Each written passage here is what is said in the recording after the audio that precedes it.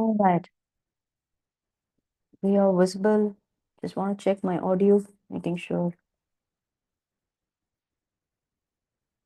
audio, video visible. Opening up my live chat. There we go. We are live and all right, let's start today with another episode. Just a second.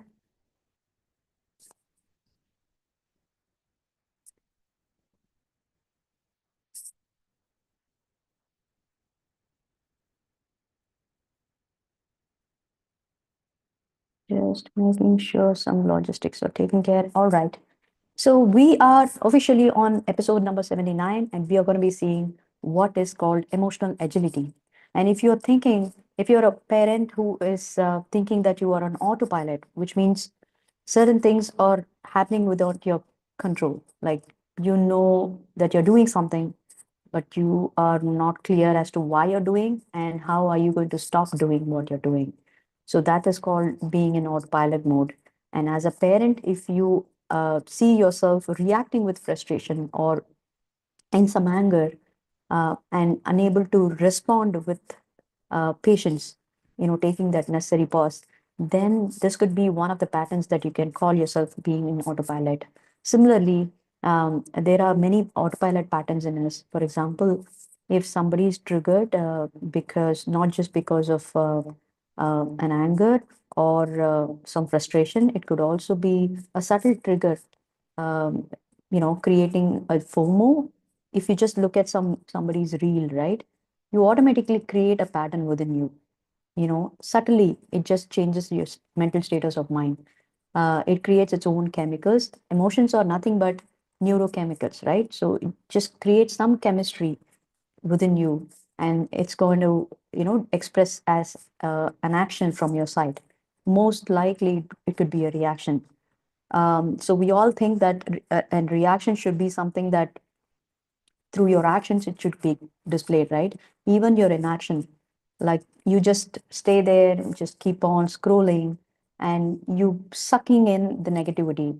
Or sometimes when the right kind of action, right kind of efforts is needed, you're not able to take action because maybe you're overthinking or you're in perfection syndrome, or these are something that creates you as a person. So understanding as emotions shape us, who we are in our daily lives. So you just cannot ignore or discard whether an emotion is happening within you or outside you. So that is why emotional intelligence, and you are listening to a series called Unlocking Emotional Intelligence Using Your Brain Skills. And my name is Brinda Kalyan Raman. I am the founder of Women Freedompreneurs Hub Academy, teaching. My mission is to teach and reach 1 lakh women achieve freedom using emotional intelligence, and then also set up a home-based business where they don't have to travel, they don't have to have a boss, they don't have an office setup. They can just work from home, and be flexible with whenever they want to work and when they want to be with family. At the same time, be able to contribute to their family savings by earning using their knowledge and expertise. So this is my business aspect. I'm also been learning and teaching how emotional intelligence can help you in both your personal development and emotional development, business development as well. So this one such initiative, which clearly bifurcates the usage of your own brain power. And we also have certain, just a second, we also have certain tools that we can use in order to gain that concrete data point from where we are right now, understanding your current status and where you want to go. So we will be able to identify the brain skills that you already have and what is it you have to build in order to achieve your goal set using AI tools. So in my coaching program, especially, I have a gift for this month special, women's special. And we're doing everyday Insta lives, celebrating womanhood and empowering women around us. And I'm also giving a extra gift for only for this month for women listeners.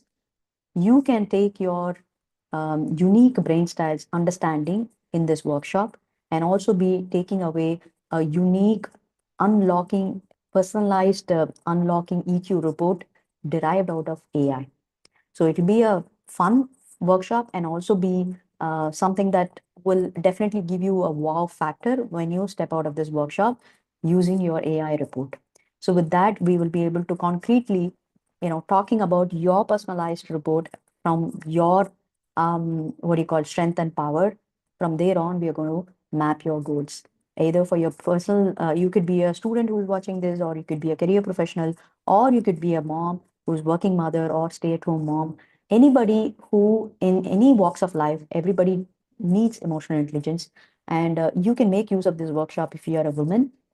You could be any age from 18 and above. Make use of this. Be able to. It's coming out free of cost. It'll be an interactive workshop with other like-minded people. Not often that you will find such like-minded people together discussing about brain power, which is very unique in a woman. Okay, and from there on, if you want to be part of that like-minded community, we will, give you that opportunity to stay for a lifetime and also be able to work on your strengths and weaknesses. Okay.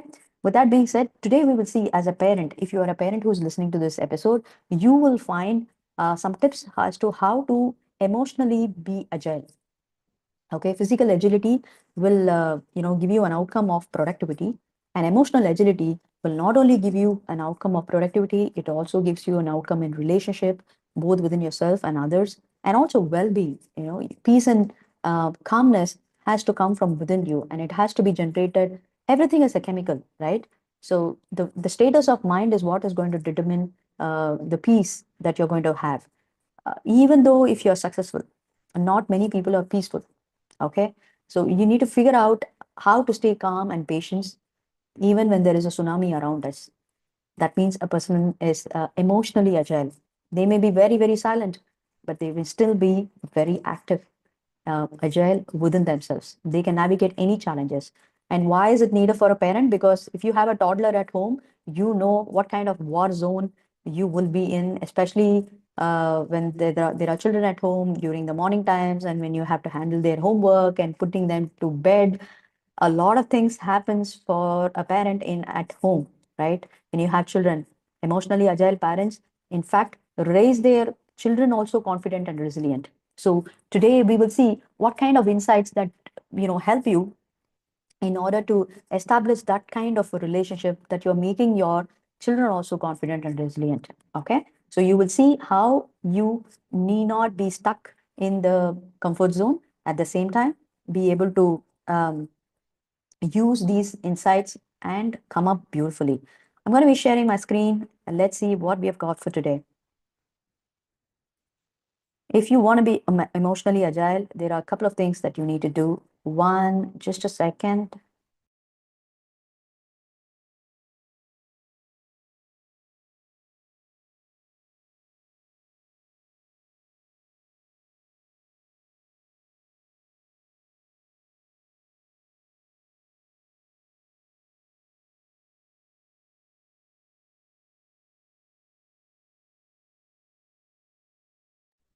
All right, I'm back. So, how to respond and not react? Simple brain hacks which can help you stay calm during emotional outbursts. The secret to raise emotional intelligence kits, a practical strategy for you to build that self regulation and setting boundaries without guilt. This is a very key aspect to a woman, okay? Especially when you're a mother, it's very important to set boundaries. You may think, okay, they are child and they are family, they are part of us. It is so very true. We are designed that way, right? Naturally, the femininity in us will outgrow the aspect in us. But it is important in order to safeguard yourself from the exhaustion mood. You need to be having a healthy boundaries.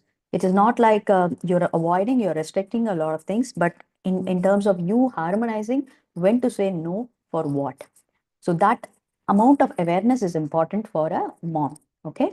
And that too doing without guilt is a midbrain, both the brain activity. One is setting boundaries because logical derivation should be there. Objectively, you need to be saying no for something, right? You just cannot, for the heck of it, you cannot say no. If it's not like based on your likes and dislikes. It's something that whether it is serving you or not.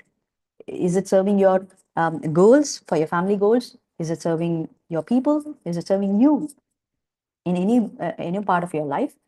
physically, mentally, emotionally, financially, and then be able to draw that boundaries. Okay, this is what it is. This much is what I can, afford my time or energy or money, and this is what is the people that I want to be dealing with. So that can also be a healthy boundary. Okay, so that we are going to do without guilt. So that's a combination of both your right brain and left brain working for you. So because this series is dedicated to develop your brain skills, we're going to be dissecting all of them into logical and emotional brain. So in which case you will see a lot of hacks coming to you from left brain, right brain, midbrain, and wherever you can apply. So we're gonna see as a parent, where are you going to apply this emotional agility as well, and from where you can gain that power. First of all, you need to understand what is emotional agility. Okay, the definition is the ability to stay calm, flexible, and emotionally responsible. So the ability to stay calm, flexible, and emotionally responsive rather than reactive when handling parenting challenges. And big, this is an outside view of being emotionally agile. The keywords are ability to stay calm, flexible, and emotionally responsive to any kind of crisis or any day-to-day challenges. Now, when we dissect into left brain, logical brain, and right brain, emotional brain approach, we will come to know that the left brain is actually helping you think logically about discipline and routines instead of reacting emotionally. So the key words here is when it comes to logic brain, it is always a logic about a discipline and a routine structure. So logic brain always talks about structure instead of reacting emotionally. And the right brain approaches teaching you empathy and emotional validation to help your children process their feelings. So it has to come from within you also. You should be able to, validate what they are, feeling, your children when they are in trouble. You should be able to spot it out very easily. That means you are emotionally responsive. Like whenever they are down, we all do it, right? As a parent, we know what's bothering our child. But, sometimes when they grow, when they become a teen and a teenager and a young adult, is when they seem to manipulate or hide their emotions. So it also happens with an adult in the family, right? It's not just with a child, it is also happening with the adult, and it is also happening within ourselves. What about those feelings which are hidden, which are mixed up, which are confusing for us? How are we going to be able to tap into those? So these are some process that you have to start validating, acknowledging what you're going through, and then be able to take that validation, both emotional validation and also objective validation, and then be able to help out your children, how you can do all that. Because the moment you are able to do is when you can help your children. So the key message here is emotionally agile parents raise emotionally strong kids. When you stay flexible, calm, and responsive instead of reactive, you teach your child emotionally intelligent for life to become who they are and how they can be emotionally intelligent in their life to handle a lot of things. So you need to understand when you can stay calm and flexible and emotionally agile is when you can teach your children, because they are going to observe, they are just going to mirror what you're doing. So bringing a balance, that is combination of a logical structure and emotional understanding in every approach of in your life. Okay, especially when you're a parent, as much as you want to discipline your children, also have that emotional understanding as to where they come from. Suppose they have a problem in in adhering to the discipline activity that you're able to ask them to do. Try to understand why they are not able to adhere to. Suppose if they are not comfortable, you can always ask them as to what will make them, as an objective approach. You just cannot change the rules just because they don't like. Instead, you may want to ask them and explain to them as to why you're doing what you're doing, and then be able to make them understand that it is for their long term. So if you can bring that balance in your approach, then it is easier for the child also to adapt. Suppose that if you're so reactive, for each and everything, that you're very rigid about that particular discipline and you have no ears for them, no understanding, it's going to be confusing for the child also as to, how to express and how to express their way of thinking, or they may have questions too. They may be okay for following, but then they have something that they want to clarify or express. If everybody, even the child has its own world of emotions, whatever they're going through, they may have people in their brain, very important key things in their life, okay, that they are trying to actually navigate and deal with it. And in the meantime, we want them to be this way. A parent, like, there are two people as a parent, right? So one parent is saying, your mother is saying this way, and the father is saying this way, and the people are saying this way, the teacher is saying this way. A poor child goes through a lot of confusions themselves. So it is our parent responsibility to bring that balance and responsiveness. So focus on responding thoroughly rather than reacting impulsively. When a child talks to you, respond thoroughly, which means through your eyes, ears, and your hands. Just make sure that you are paying fullest attention and respond to them. Responding is not only through mouth, it is also through the entire body. They should feel that they have been heard. You heard them and they have been listened to. That's how they will feel valued. Then comes a long-term impact. If you can give this sustainable and then be able to make them understand that it has a long-term impact, definitely all these emotional skills in children will definitely help them grow. Okay. So some benefits about emotional agility is trust building. First of all, when you do all this, what's happening is we are dealing with emotions to emotions, human to human. And the underlying secret benefit to it is the trust. The more you are able to be agile, understand, respond to each other's emotion, obviously there is a trust built, whether you like it or not, whether you realize it or not. So that is how a trust is built between a parent and child as well. Okay. And then it reduces the stress. Every time you want to explain something new and then you want to bring some discipline to it, the child is already ready to understand you, give you that listening ears, right? It becomes easy also for the parent to put down any rules. No, it's not no more, it's going to be a rule. Instead, it's going to be a guidance. So it comes with some independence in the child. So you are actually giving them both the independence and guidance in your approach. Okay. So it reduces the parental stress and frustration in challenging situations. And then comes self regulation. So helping children develop that self regulation and emotional intelligence is very much important. They are going to learn from you how you are able to calmly, flexibly, agile during your decision making or during some challenging time. It's going to be mirrored to them as well. Positive disciplining. So we call this as positive disciplining because discipline, nobody likes discipline, right? Nobody wants to be controlled. But when it is positive, then, it's our duty to make them understand what is positive and what is negative. So encouraging positive discipline instead of punishment based parenting is the approach. And consequences of reactive parenting. Reactive responses leading to yelling or punishing out of frustration can be avoided. The reason why it has, negative aspect is because um, reaction only gives the message of your emotional state, whereas there is also an objective state where you're going to take the logical data as well. So if there is a blend of logical data, then it is going to be an objective approach. It's going to be a responsive approach rather than the reactive approach. So for you to respond correctly to a situation, you need to be able to taking the blend of both the logic and the emotional data. You need to be able to understand the emotion of both yourself and the other person. It has to be backed up with the objective data. For example, it could be a situation where you're dealing with their academics. You just cannot be so lenient saying that, you don't have to study. It's okay. If you don't like it, it's okay. No, that's not the way how you want to give them independence, right? That is also quite an impulsive reaction as well. So take a pause, think through what will be the long-term benefit. Whatever, even if it's going to be a discipline measure, it's going to be a long-term habit for them. Okay. Slowly, you're asking the child to habituate to a particular discipline, which is going to have a long-term outcome on them. It may be a character built in them. So be very particular about how you respond, how you structure, what you want to do with them. So everything is, whatever you do it impulsively without thinking through can be a reaction.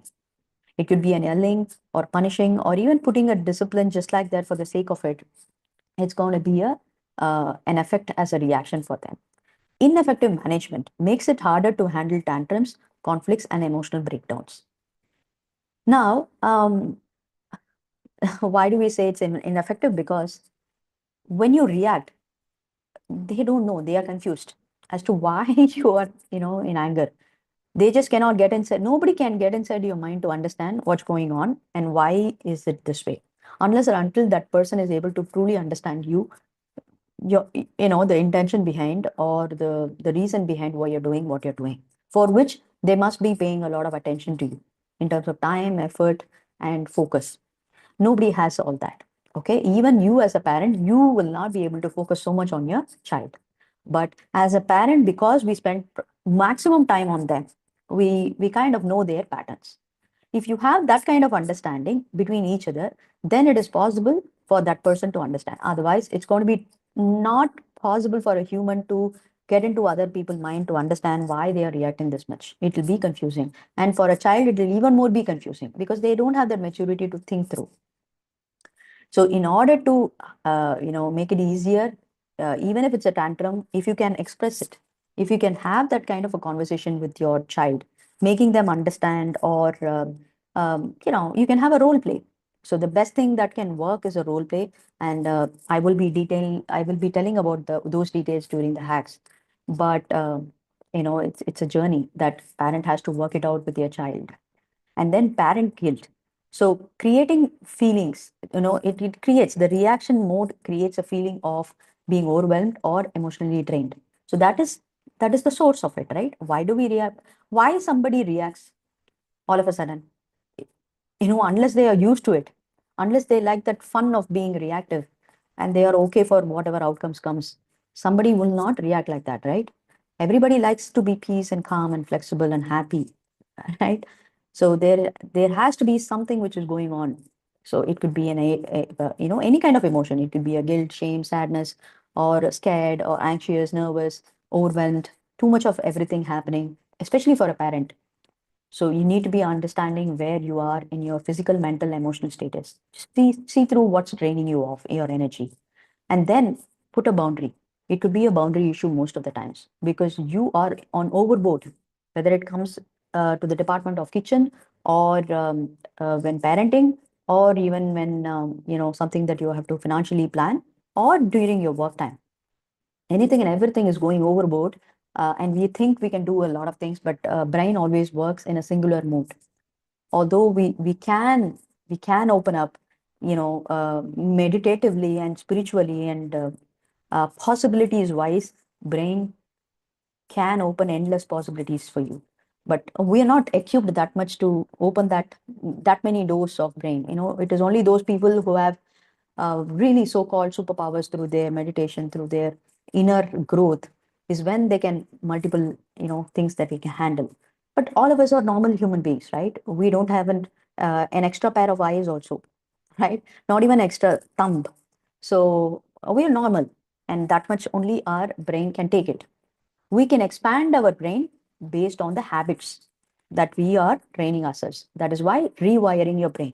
You can rewire your brain, but again, it has to be done step by step, incremental. So on that note, all these things are incremental thing that you have to take care of it. The cost of missing emotional agility. Suppose you don't have this ability. What's going to happen is you are going to be harshly reacting. So they are reacting harshly, okay, without teaching the emotional regulation to their kids. Now, increasing challenges also because of your reaction, tantrums, crankiness, it's going to go to your child also, throwing back the same crankiness, tantrums, and disobedience. Now, again, it's a vicious cycle that if they throw disobedience, you're going to yell at them, and then it's going to, keep passing on.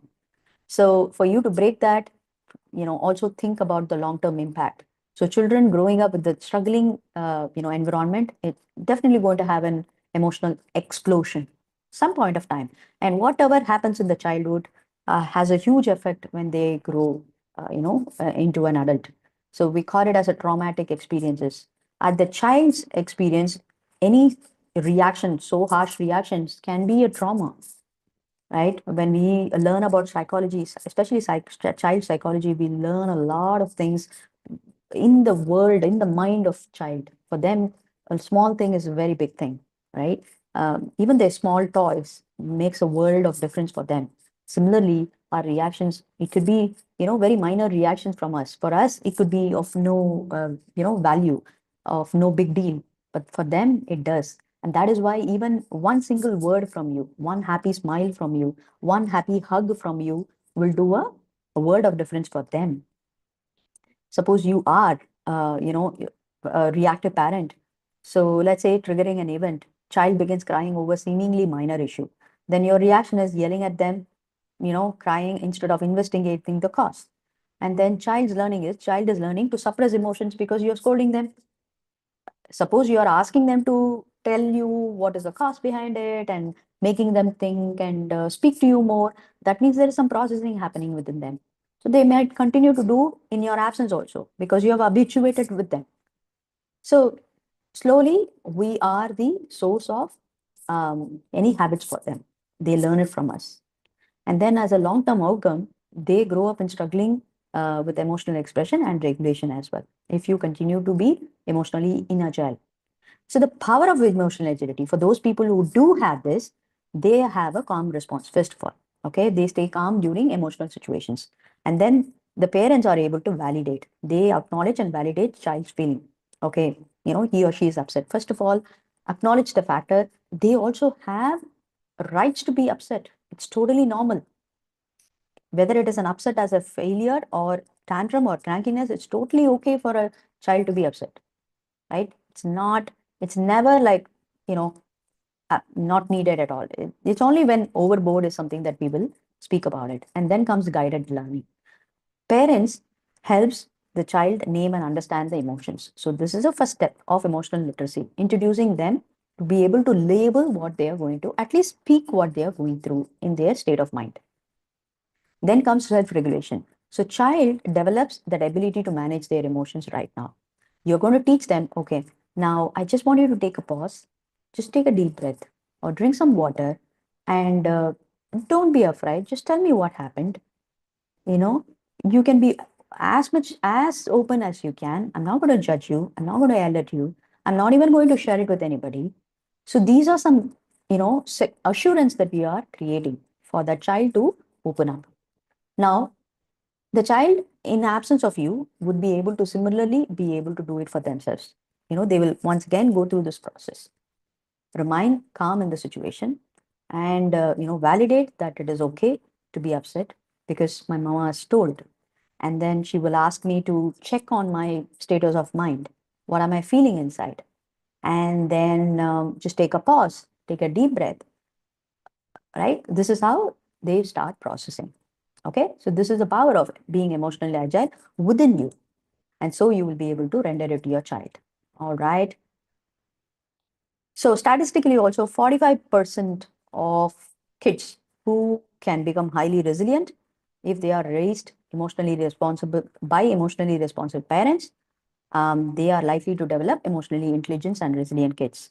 It reduces conflict because emotionally agile parents reduces the parent-child conflict significantly and then have a better outcomes in academics and social relationship as well. Then comes who benefits the most. As a parent of young children, toddlers, because they are struggling with tantrums and emotional outbursts. And then parents of teenagers who deal with mood swings and communication barriers. And then single parents managing emotions alone when raising children, calm kids.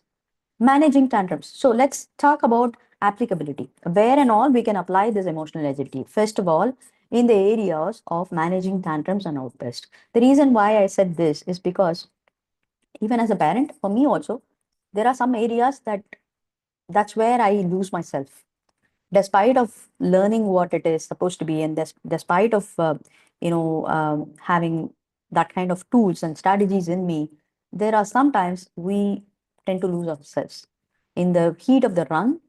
These are some areas where if we are, it's counterintuitive, that's where we are going to apply also. So first thing is, during the tantrums and outburst, staying calm, maintaining your composure during the emotional storm is important, and then validate that feelings, acknowledge emotions without judgment.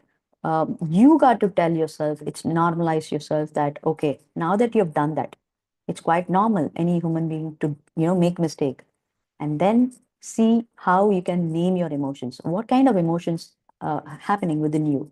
Either have an emotional wheel or have that practice of be able to learn from your patterns, what kind of emotions you are going through.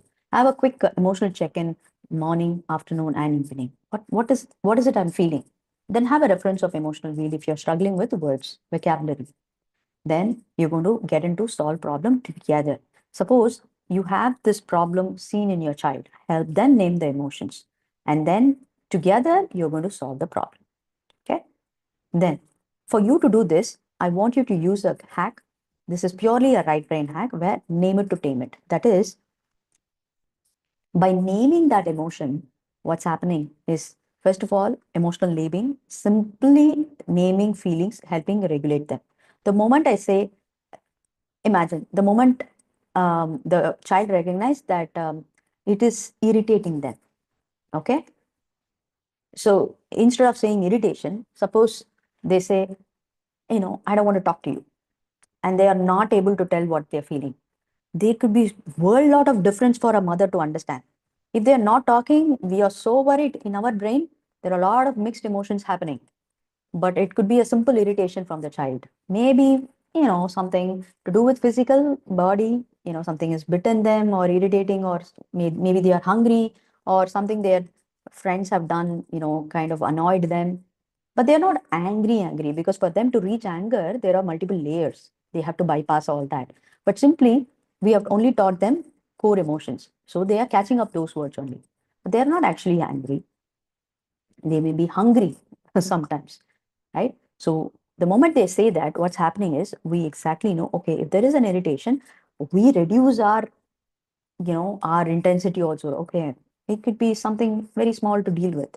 And then we have energy and focus to be able to deal with them. Suppose they are like feeling sad or angry and all that, we ourselves are getting stressed, right? So it is also kicking our amygdala activity, which means the moment they are angry and all that, they're throwing tantrums also. We club a lot of information, and in the heat of the run, we're like, okay, why angry every time? Angry, you're the only child who gets angry, and all that will be labeled. But suppose they are able to say, no ma, I'm not angry, but something is irritating. Simple. So it is very easy for the parent also to understand. Then naming emotions calms the brain fear center for the person who's labeling and also for the person who's hearing, especially as a parent. It calms our amygdala brain fear center as well. Okay. Then comes increasing the prefrontal activity. You imagine if the child says irritated, would you be sitting and admiring or just oh, just thank God, thank God. Would you be sitting like that? No. You're just going to quickly use your brain to understand, okay, if this is irritating, you're just going to ask them more questions and then figure out, right? How do you solve the problem? That's where your midbrain starts working because the intensity of the fear is gone in you also. And the next logical step is to identifying the solution. You jump into action. So activating the rational thinking part of the brain naturally happens. So emotional labeling, reacting, meaning reduced amygdala activity and increased prefrontal cortex. Then teaching emotional intelligence. This is going to be a midbrain activity. Okay, this one needs everything is emotional intelligence, but this specifically regards to emotional awareness, emotionally making them smart is something that's a both the brain activity, both logical and emotional brain activity. That is why emotional intelligence itself is a midbrain activity, a blend of logical data and emotional data. Modeling self-regulation, showing a child how to stay patient during stressful moments, then teaching your child emotional vocabulary is equally important. Helping children name and understand different feelings. Practice problem solving. Work through challenges together using emotional intelligence. Both the brains are working. And inside one brain, there are two aspects of brain. Combined with that of other brain, they may be, matching their brain styles at some point. That is where they converge in trust building. Okay, they will also figure out where is the frequency matching. So it's like more of a teamwork. It becomes easier, right? That is why it's a midbrain activity. So for you to use this effectively, there is a hack for you. What you're going to do is there's a method called pause, breathe, and respond. Okay, in essence, what you're going to do is first is pause. Always take a mindful pause. Stop yourself before reacting emotionally to your child. How can I do it? Just pause. Just put a stop. Okay. Just take a deep breath. That'll give you a few seconds of pause, effective pause. With that, then be able to think, okay, what is it I want to do now? Choosing a thoughtful response rather than emotional reaction can happen when you are just breathing and releasing. So something you have to take into your hands, like it could be a breathing or it could be a counting that you do reverse, something where you're stopping your brain, something new that you're introducing. Do something with your hand, or just do a jumping jack, something which stops your mental activity. Your brain gets a break. Something which does with the mindfulness. It can be even a simple mantra, and then you are able to take that. After that pause, it gives you that pause to think, respond. Then comes building strong communication. This is where you're going to apply emotional agility again. During the communication, what's happening? One, the traditional approach is when the child is coming with a problem. Obviously, first thing we'll say is stop crying. Okay. I must tell you, crying is such a beautiful release mechanism. And usually after crying, you just feel so relieved. You feel like rejuvenated. Seriously. It's a very good releasing mechanism at all. So don't let the child stop crying. Let them cry. All we have to do is just be with them. The reason why a lot of us stop, telling them stop crying is because we are not comfortable with it, receiving it, or we don't have time. That is the reason we tell them to stop. Instead, I see you're feeling sad. You can, you don't want to be sitting idle. You feel awkward. You can always tell them, I see you're feeling sad. You're normalizing it, right? You're inviting them to speak. Maybe when they want to speak, start speaking, they will reduce the crying instead of telling stop crying. And then, because I said so, instead of saying because I said so, use this template. Let me explain why this is important. It's very intentional words. So that way they will start focusing. They'll also start, empathizing you. And you are overreacting. Do not use these words. It actually elevates, escalates the intensity. It doesn't reduce the anxiety at all. Instead, this seems really important to you. Okay? When they start crying, please don't mention that they are overdoing it. Looks like there's something really important to you. You know, that's why you seem to be crying. I really can see that you're sad. So use these templates. This only makes the other person feels assured that you are there valuing them. You're not sidetracking them. You're not ignoring their presence. And immediate solutions as well. Reflective listening first. First is without telling them what to do, just listen fully to what they want to say, right? And then when you want to do this strong communication, use this brain hack. That is reflective listening. So the last part, what we discussed is reflective listening. I'm going to tell you further how to do this. First, listen fully. When they come and talk to you, listen fully so that you will gain all the keywords. Okay. So first is giving your child complete attention when they speak.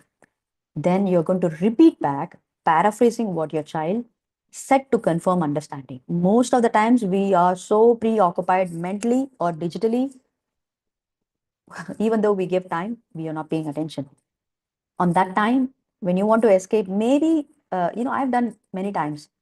Really, I was not able to be attentive. At that point of time, I had just rephrased it, um, you know, and then she was able to correct it without having to make her feel that I have not fully understood.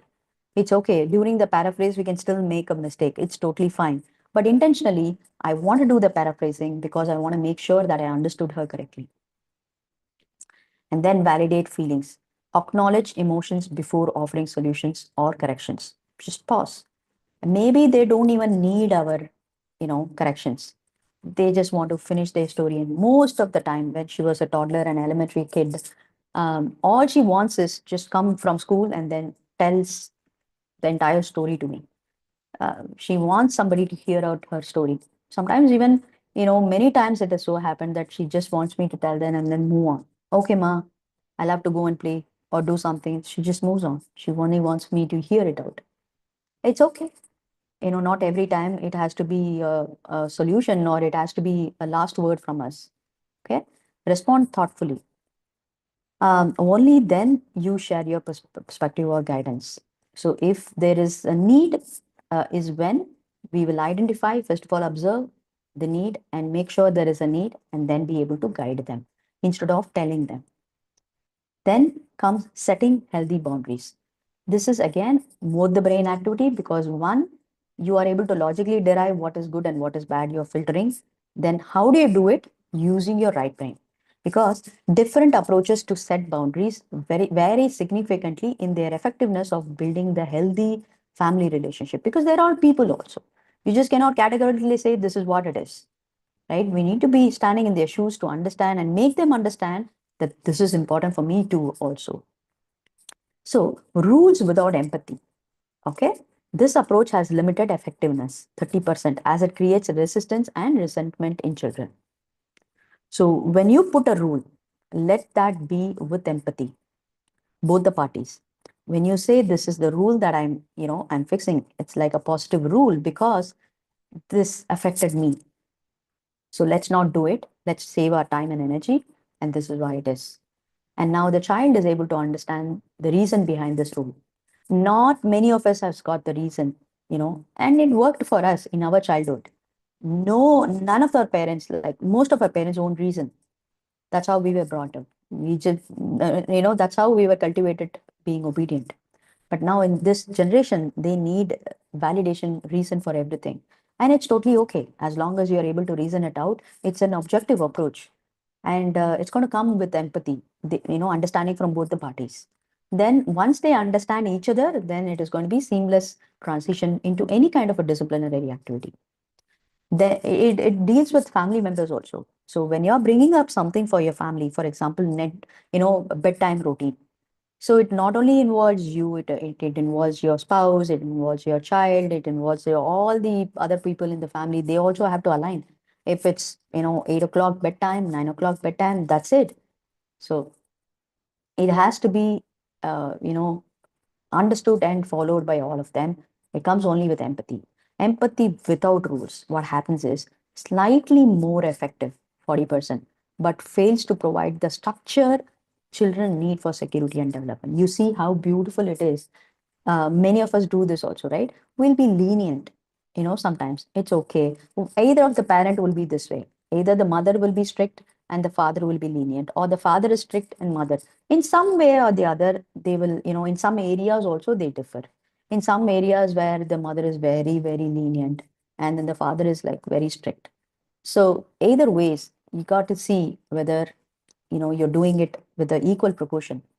One of it, either of it goes above. For example, if your empathy is emotional brain and it overrides you. See, for example, when we are planning a vacation, you tell me which one should be overridden. Is it a rule? Is it a structure more or the empathy more? I would say empathy more because it is for a vacation and for family, happiness and fulfillment. Of course, there needs to be a structure, right? We need to plan it well in terms of finances, accommodation, travel, and all that. But over and above, it's more towards the liking of clubbing all people interest and then figure out a common place where we all can be happy. It's a nice exercise to practice your brain skills. And what about the board meeting? Would you be the same in the boardroom? No, for or for your academic rules or for anything which has a long-term impact on your family. So accordingly, we'll have to choose. So boundaries always comes with empathy and clear thinking. That's your logical brain and right brain. So the most effective approach, 90%, is combination of understanding with consistent structure for optimal child development. Okay. So the brain hack here is using empathy and boundaries midbrain. Acknowledge the feelings first. I understand you're disappointed about missing the party. Then restate the boundary. However, bedtime is still 8:30 because sleep is important. And then offer alternatives. Would you like to call your friend tomorrow instead? That much assurance we can give. We naturally give another backup plan, right? So that backup plan can at least be a reassurance. Even then, if there is no reassurance in terms of backup plan, at least you handled with empathy. That is more important. Okay. I would rather finish with some assurance because, when they want to take an effort, we want to appreciate the effort, not the outcome yet. For that effort is something as a parent we can always give an appreciation either ways, like through words or through actions or through gifts or through any means of way that we can always appreciate the effort that child is being taken. So that itself is a self assurance that we are trying to give them. And then strengthening family bonds. Now, when it comes to family bonds, is something that you can do it as a group. Daily gratitude. It's a we call it as EQ practice, right? Human skills practice. Sharing things that you're thankful as a group during dinner time, especially during dinner. Every time you have food, pay that gratitude. Family meetings hold, and then emotional check-ins. Regularly ask each other how are they feeling, right? It's okay before they want to sleep or after they want to wake up, during the afternoon, how was your lunch and how are you feeling? Simple. And then family meetings, hold weekly discussion to address concerns and celebrate wins. We don't have to necessarily hold meetings, but everything and anything can be a discussion, healthy discussion, right? Involving everybody's understanding and everybody's point of view. So that's a huge healthy habits that a parent can provide as an environment. Even if it's a silly thing, I'm not saying even if it's a small thing of deciding their lunch menu. You can always have a combined decision, right? Quality time. That way, you can even spend quality time and then, have connections without distractions is a very, very key thing, especially during dinner, when everybody is gathering around only for one meal in a day. We all gather around, especially on the weekday, right? Let the dinner be without gadgets. No gadgets at the dining table at all, whether it's a breakfast, lunch, or dinner. So if that one rule is taken care, I think we are saving a lot of generational negativity. Okay. Then we're going to be talking in this way, we're going to be talking about midbrain again, one more hack where we are going to develop emotional awareness of identifying and controlling your emotions before responding to your child, mindful breathing, taking deep breaths before reacting, reframe the challenges, see tantrums as opportunity to understand and teach them emotional regulation. Okay, don't put that off. Don't yell it and cover it up. Instead, use the tantrum and teach them what's the better, wiser way to handle it next time, so that it reduces the stress. We won't have the same repeated patterns, right? Clear expectations, set rules while remaining emotionally supportive. Without that emotional assurance, any rule is of only one way approach. It's not going to sustain. Seek support, join parenting groups, read books about emotional parenting. Very, very important too. Then comes case study, Michelle Obama. The reason why I pick up Michelle is because one strong reason that I have in my mind, being the second lady, the first lady in the country, right? President's wife, it's going to be a huge um, change in their, the moment a normal lady becomes a president's wife, it's a huge responsibility. There is a huge transition that they have to go through as an individual and as a family. Okay, so they change their way of approach for their husband's, the role, the power, and the responsibility towards nation, and equally balancing out their family goals, because the family could be the normal way, like how any other family would grow. Their children may be growing the same way, normal way, but the thing is they cannot have lead a normal life. That's a whole lot of difference.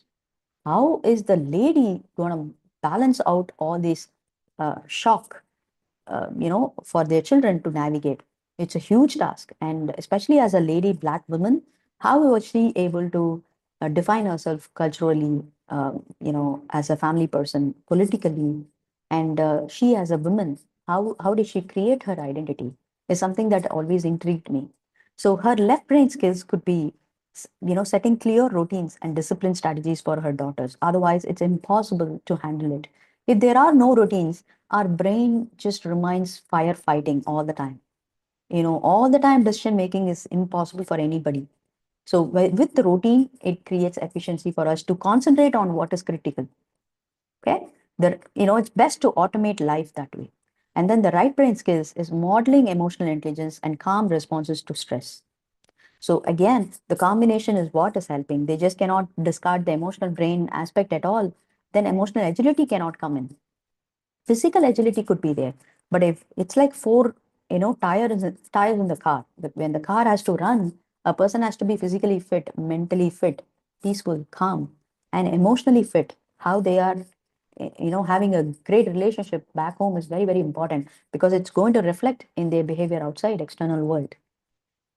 These are, and then spiritually also, how are they, grateful within themselves.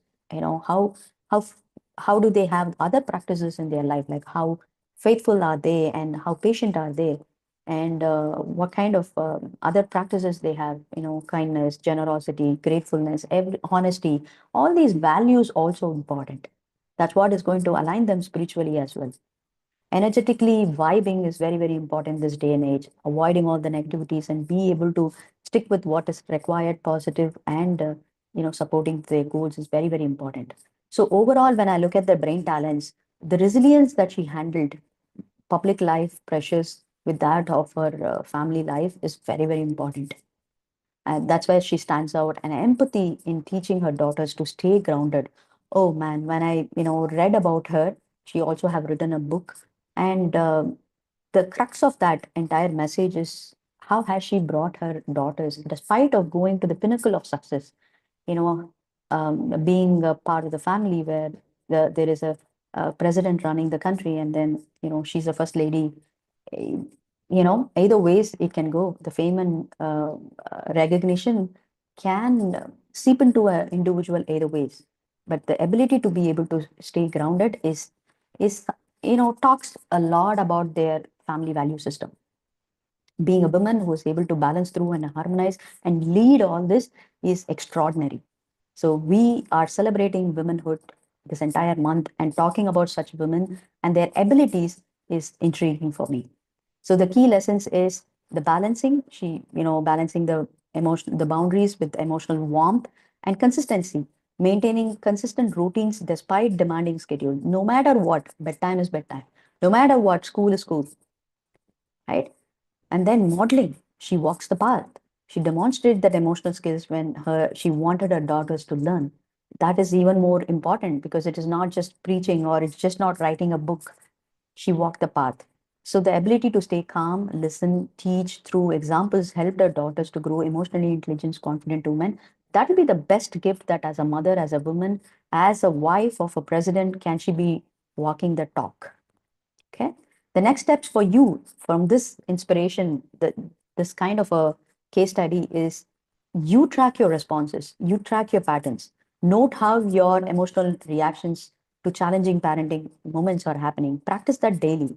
Try one emotional agility technique each day. Whatever you have learned, just pick up only one and continue to learn it. Explore books, resources, emotional intelligence in parenting. And I've been doing YouTube live for this entire series and even before that, and even after this. So stay in touch. If you still haven't subscribed to my YouTube channel, do so. So you'll be notified for future episodes. And I'm also doing the same episode in Spotify as a podcast, on the fly, on the go. If you have missed any episodes, you can always listen to that. Subscribe to my Spotify. And I'm also bringing a lot of blog posts, a storyfied format of teaching what is important in emotional intelligence and how is it related to parent, right? Not just parent, in all walks of life. Apart from that, I am doing an exclusive Insta Live almost daily on my Instagram platform, celebrating women with empowered women who is empowering the other women. So please do be part of it. I'll give you the link for all my social media handles, and you will know what's happening in the other world, of women. You will understand the crux that all of us have common problems. It's just that the degree and the angle is different, and there could be powerful strategies and game changer tips shared. And you will also find multiple gifts from different coaches, different women out there. So you can enjoy all at once. Everything is out there only for this month. Enjoy that. And I also have a gift for you. So there are two gifts I'm going to give it to you. One, if you have questions like how agile are you? Do you even pause before reacting? So do you teach or punish more? Do you balance emotions or more of discipline? And do you model calmness? Do you really have a structure? Do you have a routine, or you overboard with empathy? So if you have any other questions based on this episode or anything other than this, when it comes to emotional agility, I have, already arranged a 10, 20 questions based on, you know, how we can assess yourself immediately, because that could be a self-assessment tool. Suppose I have a bunch of questions with the right kind of answers, I will immediately know, okay, this is not the way I approach. So that will be a quick learning, and it is coming for you for this episode, and not only for this episode, for all the 100 episodes. Imagine if you have a quiz bundles which can help you, for any episode. You take any walks of life also. Suppose you are learning about emotional agility and you are an entrepreneur, you would quickly like to take an assessment for that. Hey, you know what, how as a parent I will manage, and then how as an entrepreneur can I really manage and learn. So it is going to be available um, for you, and as many as times that you can take it. It is accessible for entire lifetime. That's my gift for you, for those who are sincere listeners. And for people who want to access this, there's going to be a link given in the description. Okay, for now, just register, and whenever it's out there, it's going to come to you free of cost. But with one thing, I will give it to you. It's going to ask you for coupon code, but that coupon code I will email it to you when I see there is an engagement from you. Like, all I need to have is one comment from you. It could be one wisdom, one mantra, one secret weapon, one smart tip, or one insight that you have learned from this episode. So if you can engage with me on the live episode, I'm going to give you that entire quiz bundles out there for you. Okay. Along with that, women who are listening to this entire March, okay, the entire March and this March end, you will have one workshop which is going to be coming to you free of cost. In that workshop, you're going to get two outcomes, major outcomes. That workshop is going to be very, very different, where we are not going to talk fluffs. We will be directly talking about using concrete data about your own brain skills. Now, whatever episodes you have listened to, what if everything is concretized in that 2, 3 hours of workshop? It'll be fun, right? It'll be easy also, useful also. So we're going to have a fun interactive workshop with other like-minded moms or parent or women entrepreneurs. So you will understand, okay, so this is not the only problem I have. And I mean, I'm not the only person who has this problem. It is out there common. And I want to learn how the other moms are handling it. So that can happen, that revelation can happen. Or if you're an entrepreneur and you're struggling with some self-doubt, and you came to know, okay, this is how the other girl, entrepreneurs are handling, and this is how I've been thinking. So what should I think other ways, or what should I do other ways to reframe or rewire my brain? These are some inputs that you will gain. Along with that, when you step out of the workshop, once you complete it, I'm going to be giving you an AI generated unlocking emotional intelligence personalized report for you to dwell on it more and to be able to know where exactly you stand in terms of emotional intelligence status. It's an AI generated report. It gives you a lot of data. So from there on, we can fix your goals and walk towards your goal setting. So this will be a good chance for you to even understand the strength and weakness. Okay. And then be able to set your goals.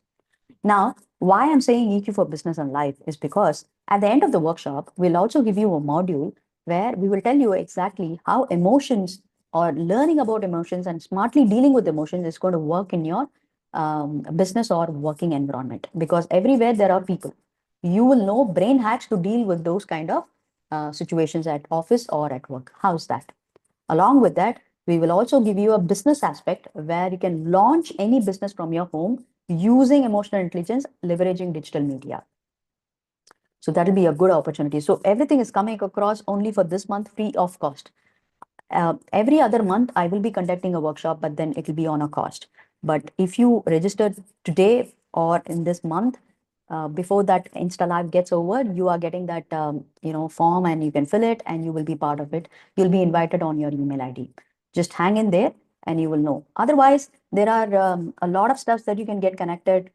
As I already said, I have free resources on my YouTube, and you know there are other Instagram Live, LinkedIn. blog post, all of it is available, okay, for you to make use of it.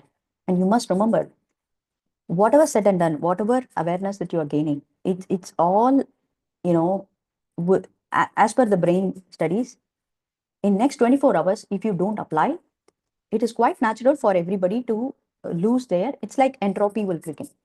If you don't touch it, the brain, if you don't touch any object for that matter, for example, if you take a tomato and you leave it open that way in 24 hours time, you will definitely see it rotting. Similarly, our brain, if you don't put it in use, similarly our knowledge, if you don't apply it, whatever you gained, the awareness or knowledge or insights, everything will go for drained if you don't apply it. That is why I insist, take that one action. The When you comment on this episode, that itself is reinstating what you have learned, so you will be able to apply it, or you apply it in 24 hours time and let me know how has it worked. Either ways, I want you to just apply it, because for you to become emotionally agile, there has to be an action as well. You just cannot think, okay, let me become emotionally agile. Not thinking, it's also doing. And what kind of doing is what we have, learned in this episode, using your brain hacks. Do the right things and do it today with a very small step. I'll see you in the next episode with a lot more insights. Until then, see you. Bye bye.